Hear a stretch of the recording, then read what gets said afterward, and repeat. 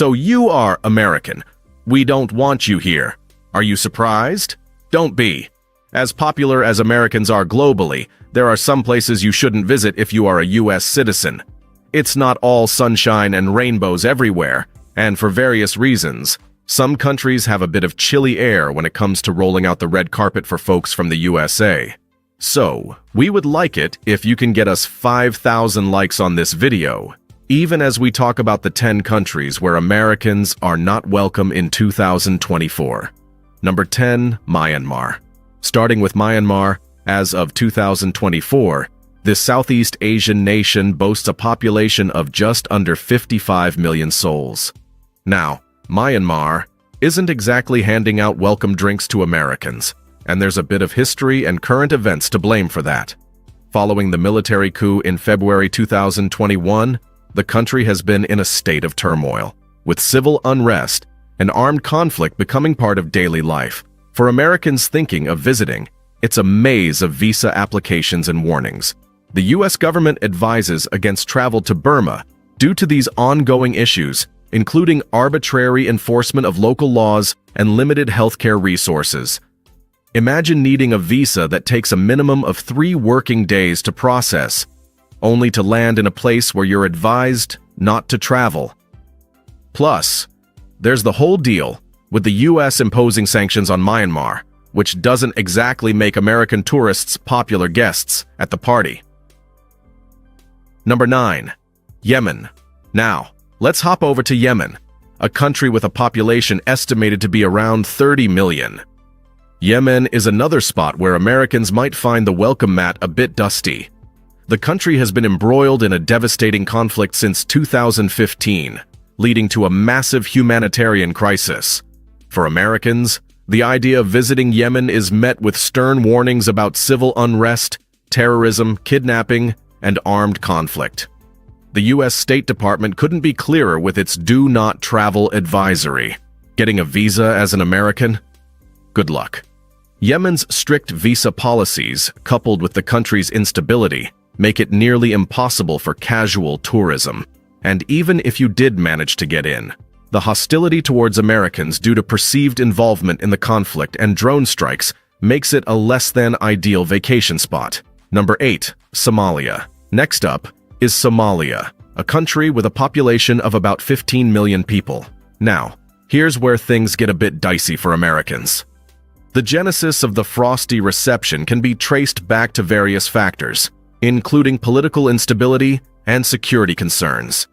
In May 2022, President Joe Biden approved the redeployment of U.S. soldiers to combat the Al-Shabaab insurgents, a move that, while strategic from a defense standpoint, doesn't exactly make American tourists the most popular guests at the party.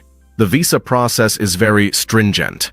Think of it as trying to thread a needle while riding a roller coaster. Possible, but not without its challenges. Hostilities can range from bureaucratic red tape designed to make your stay less than pleasant to outright security risks to your life.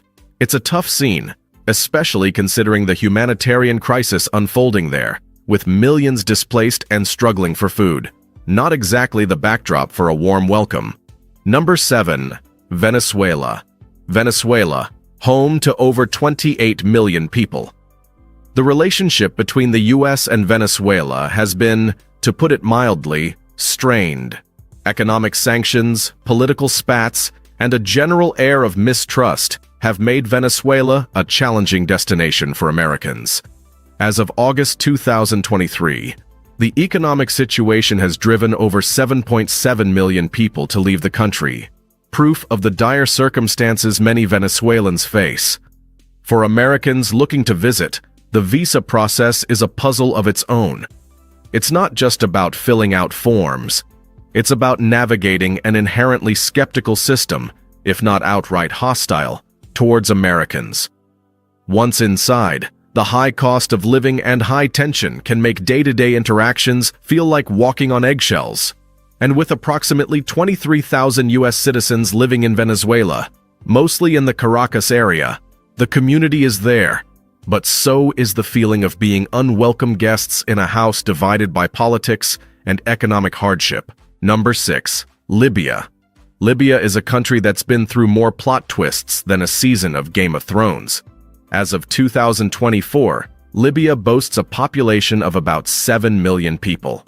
Now, why might an American passport not be the golden ticket here?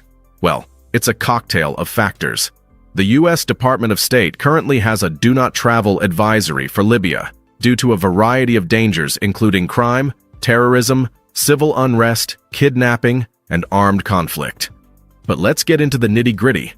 The relationship between the U.S. and Libya has been a roller coaster, especially after the 2012 attack on the U.S. mission in Benghazi. This event was a turning point, leading to heightened security concerns and making Libya a tough cookie for American travelers. The visa process is super tough. Americans looking to explore Libya face stringent visa requirements, and the fact that the Libyan government doesn't allow entry to passports bearing Israeli stamps adds another layer of complexity. Number 5. Syria. Syria is a country with a rich culture and history. Sadly, it's been overshadowed by conflict in recent years.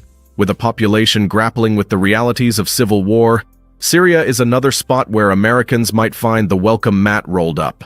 The reasons? Similar to Libya, but dial up the intensity. The U.S. has slapped a Level 4 travel advisory on Syria, citing risks of terrorism, civil unrest, kidnapping, and armed conflict.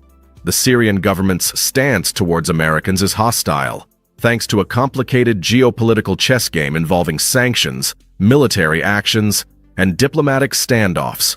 The visa process for Americans wanting to step into Syria is like finding a needle in a haystack. The hoops and hurdles in the application process reflect the strained relations between the two countries. And if you somehow manage to get in, the environment can be less than welcoming due to the ongoing conflict and general suspicion towards foreigners, particularly Americans. This is because of the U.S.'s involvement in regional politics over there. Number 4. Afghanistan.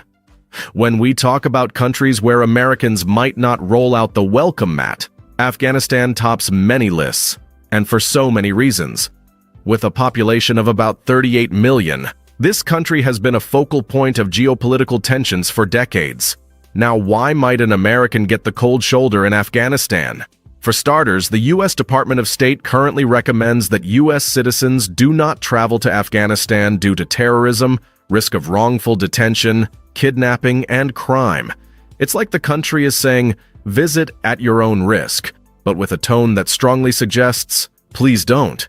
The advisory isn't just for show.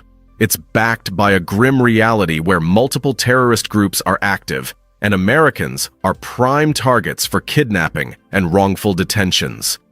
Imagine planning a trip only to find out you're on the most wanted list for a group you've never even heard of. The visa process for Americans wanting to enter Afghanistan is, to put it mildly, daunting. While U.S. citizens must have a valid passport and Afghan visa to enter and exit, those arriving without a valid visa face deportation or confiscation of their passport and heavy fines. It's like the country's way of saying, forget something, too bad.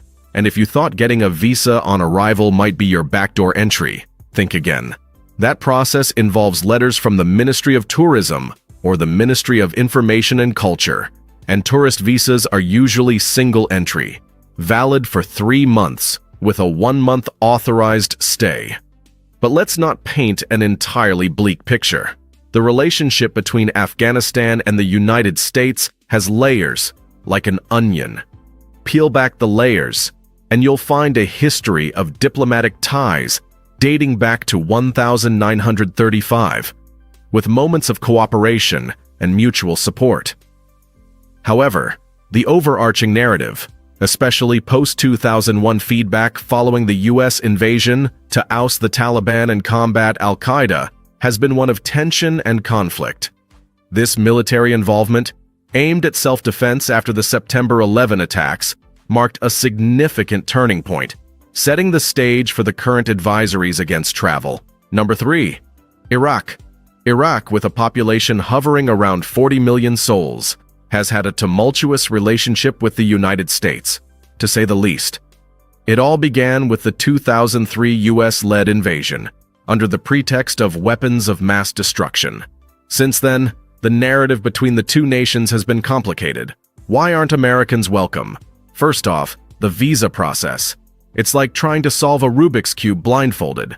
Americans can indeed get visas on arrival at airports, but to get an exit stamp in your passport can be super tricky. The visa application itself is a marathon, not a sprint. It normally takes around 12 working days to process, requiring a valid passport. It's less "welcome to Iraq" and more "prove why we should let you in." But it's not just the paperwork that can make Americans feel unwelcome.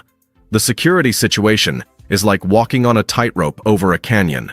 With reports of government officials employing torture and other inhumane treatments and the presence of various armed groups, it's a stark reminder that the country is still grappling with stability. Number 2. Iran. Iran, with a population hovering around 83 million souls, is a land of ancient history, breathtaking landscapes, and, well, complicated relations with the United States. The genesis of the frosty reception Americans might encounter dates back to the 1979 Iran hostage crisis. Back then, a group of Iranian students took over the U.S. Embassy in Tehran, leading to a 444-day standoff. Fast forward to today, and the situation hasn't thawed much. The U.S. State Department slaps a Level 4 travel advisory on Iran, which is basically their way of saying, think twice before packing your bags for Tehran. But why such stern advice? For starters, there's the risk of terrorism, civil unrest, and most notably, the arbitrary arrest and detention of U.S. citizens. In fact, it's not uncommon for Americans, especially those holding dual nationality, to find themselves behind bars on charges ranging